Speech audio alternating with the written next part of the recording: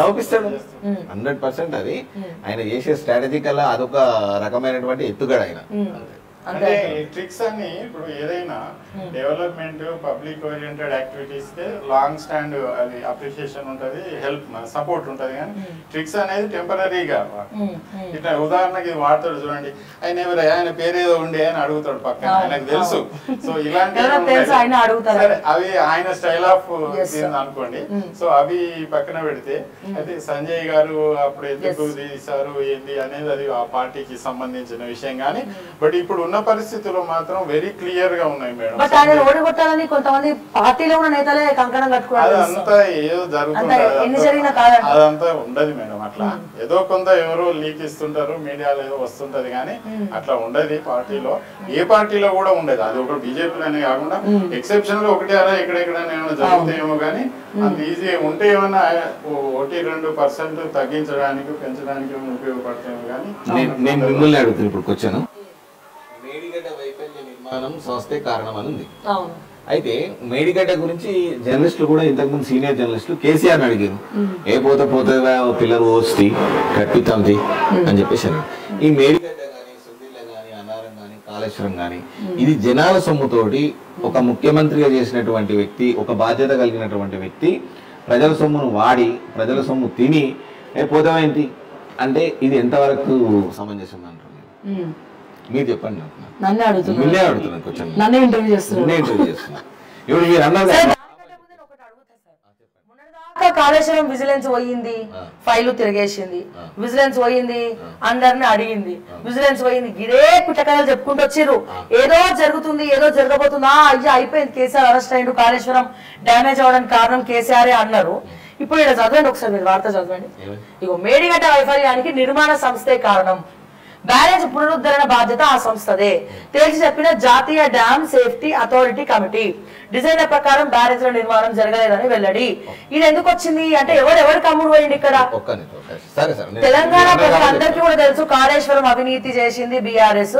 ఈ డౌన్ల కట్టాల్సింది ఎత్తుల కట్టిండ్రు, ఎత్తుల కట్టాల్సిన డౌన్ల కట్టిండ్రు, తిమ్మిని బమ్మిని చేసిరు, బమ్మిని తిమ్మిని చేసిరు.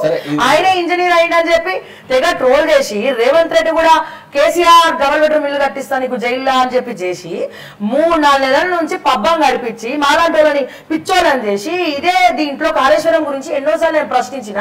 ఇప్పుడు మేడిగడ్డ కారణం సంస్థ అని చెప్పి చెప్తా ఉన్నాడు. మెగా కృష్ణారెడ్డి పేరు ఎవరు తీస్తలేడు, దీనికి సమాధానం ఏం చెప్తారో చెప్పండి. ఇప్పుడు ఇది ఒక్క న్యూస్ ఇట్లా వచ్చినందుకే మీరు ఇట్లా మాట్లాడేది సరే, ఓకే. ఈ ఒక్క న్యూస్ ఇట్లా వచ్చినందుకే ఇంత మాట్లాడినప్పుడు దీని వెనుక ఇంకా కొన్ని కారణాలు చెప్పండి, నేను చెప్తాను వినండి. అయితే జస్ట్ ఈ ఒక్క న్యూస్ కి ఇట్లా మీరు బాధపడుతున్నారు కదా, జస్ట్ ఈ రోజు ఈ న్యూస్ వచ్చింది, రేపు మళ్ళీ దీని మీద ఇంకేం వస్తుందో మీరు చూడండి. Wait and see. అదే ఒక్క నిమిషం, మీరు కవితను అరెస్ట్ చేస్తారు దాదాపు 6 months బ్యాక్ నుంచి నడుస్తుంది కవిత. ఒక్క విషయం నేను చెప్తాను, మీరు దాన్ని నేను చెప్పినాక మీరు చెప్పండి. కవితది 6 months బ్యాక్ నుంచి అరెస్ట్ చేయలేరు, వాళ్ళు వీళ్ళు కుమ్మక్కయ్యారు, అయిపోయింది అది ఇది అని అన్నారు. 6 months బ్యాక్ తర్వాత మళ్ళీ కవితను అరెస్ట్ చేశారు. ఇవి కూడా కొన్ని వార్తలు ఇట్లాంటివి వస్తుంటాయి పోతుంటాయి. దాని మీద సమగ్ర దర్యాప్తు జరుగుతున్నది. అక్కడ మట్టి శాంపిల్స్ తీసుకోవాలి, కాంక్రీట్ శాంపిల్స్ తీసుకోవాలి, దాన్ని రీసెర్చ్ పంపాలి. ఆ రీసెర్చ్ కూడా కొన్ని ఇన్స్టిట్యూట్స్ మన దగ్గర ఉన్నాయి, కొన్ని బయట ఉన్నాయి. అవన్నీ రిపోర్ట్స్ రావాలి. దాని మీద ఒక కమిటీ ఏర్పాటు చేయాలి. ఆ కమిటీ ఏర్పాటు చేసిన తర్వాత సంస్థ వాళ్ళని ఫస్ట్ విచారణ చేస్తారు. సంస్థ వాళ్ళని విచారణ చేసిన తర్వాత వాళ్ళు ఏమి ఇస్తారు అప్డేట్స్. ఒక్కొక్కరు ఇంట్లో ఒక్కరు లేరు మేడం, ఇంజనీర్సే దాదాపు ఒక 300-400 మంది ఇంజనీర్స్ ఉంటారు. వాళ్ళందరినీ ఇంట్రాగేషన్ చేయాలి. మళ్ళీ ఆ తర్వాత వాళ్ళు ఇచ్చిన రిపోర్ట్ తీసుకోవాలి. సంస్థ ఎవరైతే పెట్టుబడిదారు ఉన్నాడో ఆయనను తీసుకోవాలి. ఇవన్నీ తీసుకున్న తర్వాత మొత్తం రిపోర్ట్ ఒక దగ్గర తీసుకొచ్చిన తర్వాత వాట్ ఈజ్ వాట్ అనేది గవర్నమెంట్ కి సబ్మిట్ చేస్తారు. కోర్టులోకి వస్తుంది. కోర్టు కూడా దాని మీద ఇంకా చాలా సమగ్ర విచారణ జరిపిన తర్వాత ఖచ్చితంగా మేడం ఒక 5 ఏళ్ళు పట్టొచ్చు, 10 ఏళ్ళు పట్టొచ్చు, అది సమస్య కాదు. ఖచ్చితంగా దాని మీద దొంగ ఎవరు ఉన్నారని వస్తుంది, ఖచ్చితంగా వస్తుంది. ప్రాజెక్ట్ చేసిన ఆయన ఎలక్టోరల్ బాండ్స్ అన్ని పార్టీస్ కి, not even BJP, BRS, Congress, అంటే ఒక వ్యాపారవేత్త ఇన్ని పార్టీస్ కొన్నాడు, అయిపోయింది. Megha Krishna Reddy okay, no problem, అందరికి తెలిసిన విషయమే, జనాలకు తెలిసిన విషయం, ప్రపంచానికి తెలిసిన విషయం. ఒక సంతోష్ అనే వ్యక్తి, జోగిని సంతోష్ అనే వ్యక్తి 1000 టిప్పర్లు సార్, దాదాపు 1000 టిప్పర్లు ఒకటే కొనుగోలు చేసి 1000 టిప్పర్లు వాణి నడిచినాయి మొత్తం కంప్లీట్. ఆయనే నడిచినాయి, సంతోషి, జోగినిపల్లి సంతోషి నడిచినాయి. ఆయన కూడా వాడుకున్నారు. నేను ఏమంటున్నా, 1000 టిప్పర్లు అంటే 1000 టిప్పర్లు అంటే మట్టిని వెహికల్స్ మొత్తం కాంట్రాక్టర్స్, ఇంజనీర్స్ టోటల్ అందరు కుమ్మక్కయ్యారు. హ్యాపీ రావు ఉన్నాడు, మన ఎవరు లత్కోర్ రావు ఉన్నాడు, హరీష్ రావు, లత్కోర్ రావు ఆయన ఉన్నాడు, ఈయన ఉన్నాడు. అందరికి మెల్లమెల్ల బయట వస్తాయి. ఇప్పుడు ఎట్లుంటుంది మేడం, పంట పొలంలో కొన్ని విత్తనాలు వేస్తాం, అది ఎంబడే రావు, దానికి ఒక టైం బాండ్ పీరియడ్ అని ఉంటుంది. ఆ టైం బాండ్ పీరియడ్ వచ్చినప్పుడే మనం వరి కోత కోసుకోవాలి. అదర్వైజ్ ఇయ్యాలేసి నువ్వు రేపు కోస్తా అంటే అవి విత్తనాలు వెళ్ళాయి కదా. సేమ్ ఇది కూడా అంతే జరుగుతున్నది. అది చిన్న ప్రాజెక్ట్ కాదు, అది 1,00,000 కోట్ల ప్రాజెక్ట్. రజత్ కుమార్ అందరు వస్తారు, అందరు వస్తారు, A to Z వస్తారు. మీరు తీసిరు, మీకు దగ్గర అంతా రిపోర్ట్ ఉంది. మన మళ్ళీ అన్నాడు కదా, రిపోర్ట్ ఉండి కూడా ఎవరేం చేయలేకపోతున్నారు కదా. దేశాలను వెళ్తున్నారు కదా. ఇప్పుడు ఏం చేస్తాం, ఇప్పుడు కాంగ్రెస్ గవర్నమెంట్ వచ్చి కూడా మా 4 months కావచ్చు. సో వాళ్ళు కూడా కొంచెం అన్ని సర్వైవల్ కావాలి, కొన్ని సర్వైవల్ కావాలి. ఎట్ ది సేమ్ టైం మళ్ళీ ఇప్పుడు ఎంపీ ఎలక్షన్స్ వస్తున్నాయి, ఆఫ్టర్ ఎలక్షన్స్ తర్వాత మళ్ళీ సర్పంచ్ ఎలక్షన్స్ వస్తాయి, ఎంపీటీసీ ఎలక్షన్, ఇవన్నీ కొన్ని టైం బాండ్ పీరియడ్ ఉన్నది. ఆ టైం బాండ్ పీరియడ్ అయిపోయిన తర్వాత మీ కాక దగ్గరికి పోయి మళ్ళీ నువ్వే మైకి పెట్టి ఎట్లా పోతున్నావు కాక, ఏడి పోతున్నావు అని అడుగు మళ్ళీ. అంతే అంటారు. ఇవన్నీ ఒకే రెండు విషయాలు ఇక్కడ. ఒకటేమో పొలిటీషియన్స్ రియాక్ట్ అయ్యి స్టేట్మెంట్ ఇచ్చినట్టుగా వాళ్ళు ఎవరైతే దాంట్లో ఇన్వాల్వ్ అయ్యి ఎంక్వైరీ చేస్తున్నారో వాళ్ళు అంత తొందరగా ఇవ్వరు. వాళ్ళు సిస్టమేటిక్గా వర్క్ చేసి కన్ఫర్మేషన్ చేసుకున్న తర్వాత రిపోర్ట్ ఇస్తారు. అదొక విషయం, కాబట్టి కొంచెం లేట్ అవుతుంది. కానీ ఇప్పుడు నిర్మాణ సంస్థే కారణం అయినప్పటికీ compulsory government is the responsible కదా, 100%. కన్సర్న్ మినిస్టర్ ఉంటాడు, తర్వాత సీఎం ఉంటాడు. కాబట్టి అది ఏదో నిర్మాణ సంస్థ మీద వదిలేసి వాళ్ళే చేసినారు అని అంటే వాళ్ళు తప్పనిసరిగా లోపలికి పోతారు. కానీ వాళ్ళు అలా చేయడానికి గల కారణం ఏంది, మీరు అన్నట్టుగా ఎవరికి ఎన్ని బాండ్స్ ఇచ్చినా కూడా అప్పుడు హ్యాపీగానే తీసుకుంటారు. కానీ సిచ్యువేషన్ వచ్చేసరికి తప్పనిసరిగా ఎవరు ఏమి వాళ్ళకి అడ్డం పోరు, లోపల వేయాల్సిందే. సంస్థ వాళ్ళు లోపలికి పోతారు. దానికి బాధ్యులైనటువంటి దాంట్లో ఇన్వాల్వ్ అయినటువంటి ఇప్పుడు హరి గారు అన్నట్టుగా దానిలో ఇండైరెక్ట్ గా ఇన్వాల్వ్ అయిన పొలిటీషియన్స్ కానీ, డైరెక్ట్ ఇన్వాల్వ్ అయిన పొలిటీషియన్స్ కానీ, ఎంప్లాయీస్ కూడా, ఐఏఎస్ మన రాజశేఖర రెడ్డి పేరు ఐఏఎస్ శ్రీలక్ష్మి కూడా జైలుకి వెళ్ళిపోయింది. అంటే ఒక 8 years 6 years టైం పట్టింది. సో ఆ పోతారు, వాళ్ళ టైం వచ్చిన వాళ్ళు కూడా పోతారు, వాళ్ళ టైం వచ్చిన వాళ్ళు కూడా అవుతారు మేడం. అడ్జస్ట్ టైం అంతే. నెక్స్ట్ టాపిక్ లోకి వెళ్దాం. మనం అంతా సీరియస్ గా ఇన్వాల్వ్ అయిపోయినాం ఈ కాళేశ్వరం దాంట్లో. సో పని మనిషి ఇంట్లో 34 కోట్లట. పని మనిషి ఎవరో చాలా అదృష్టవంతురాలు ఉంటుంది. జార్ఖండ్ రాజధాని రాంచీలో నోట్ల కలకలం. మంత్రి ఆలంగీర్ పిఎస్ పని మనిషి ఇంట్లో ఈడీ సోదాలు. గుట్టలుగా బయటపడ్డ నోట్ల కట్టలు, నిరుడు 10,000 లంచం కేసులో పట్టుబడ్డ చీఫ్ ఇంజనీర్. అతడు ఇచ్చిన సమాచారంతో పలు చోట్ల ఈడీ దాడులు.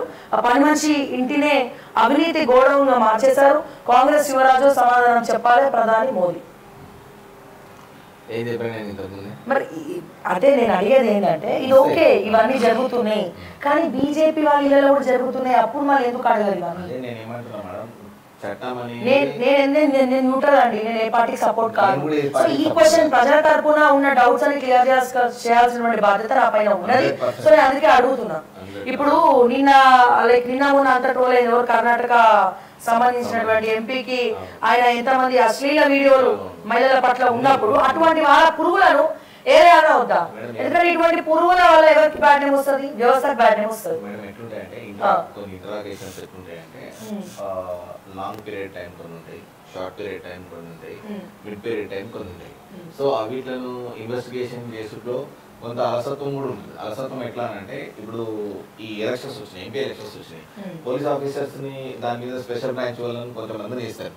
ఏం చేస్తారంటే అక్కడ టైం లేక సెక్యూరిటీ పరంగా వాళ్ళను వేరే దగ్గరికి యూజ్ చేసుకుంటారు. సో అదేమైతుందంటే కొంచెం టైం అనేది గ్యాప్ వచ్చేస్తుంది. సో వాళ్ళు అటు వెళ్తారు, ఒక 1 month 2 months మళ్ళీ అక్కడ గ్యాప్ ఏర్పడుతుంది. సో మళ్ళీ అవన్నీ ఫుల్ఫిల్ అవ్వడానికి కొంచెం సమయం అనేది పడుతుంది. ఆ సమయం వచ్చినప్పుడు ఖచ్చితంగా ఎవరు చట్టం నుంచి కర్మ నుంచి ఎవరు తప్పించుకోలేరు, చట్టం నుంచి కర్మ నుంచి ఎవరు తప్పించుకోలేరు. అది టైం వస్తుంది ఖచ్చితంగా, దాని టైంలో అది ఖచ్చితంగా అయిపోతుంది. Okay, done sir. అండ్ అట్లనే అనకాపల్లి సభలో ప్రధాని మోదీ, చంద్రబాబు, సీఎం రమేష్, గీతా, గంటా రాంబాబు, శ్రీ భరత్ అభివాదం. Corruption king mafia Raj, Jagan ప్రభుత్వంపై ప్రధాని ఫైర్. ఏపీలో ఇసుక, లిక్కర్, భూమాఫియా, మద్య నిషేధం అని చెప్పి మద్యం వ్యాపారం, అవినీతి తప్ప మరేమి కూడా తెలియని జగన్ మేలు చేయరు, డబ్బులు వచ్చే పనులే చేస్తారు. ఇంకొక విషయం నేను ఇక్కడ ఈ సందర్భంగా చెప్తాం అనుకుంటున్నా, అంటే అక్కడ ఎన్డీఏ కూటమికి బాగా ఆంధ్రాలో గ్రాఫ్ పెరిగింది, లైక్ వీళ్ళు గెలుస్తున్నారు అని చెప్పి కూడా చాలా మంది చెప్తా ఉన్నారు. ముఖ్యంగా మాట్లాడాలంటే ఆంధ్రాలో సార్ క్రిస్టియానిటీ పెరిగిపోయింది.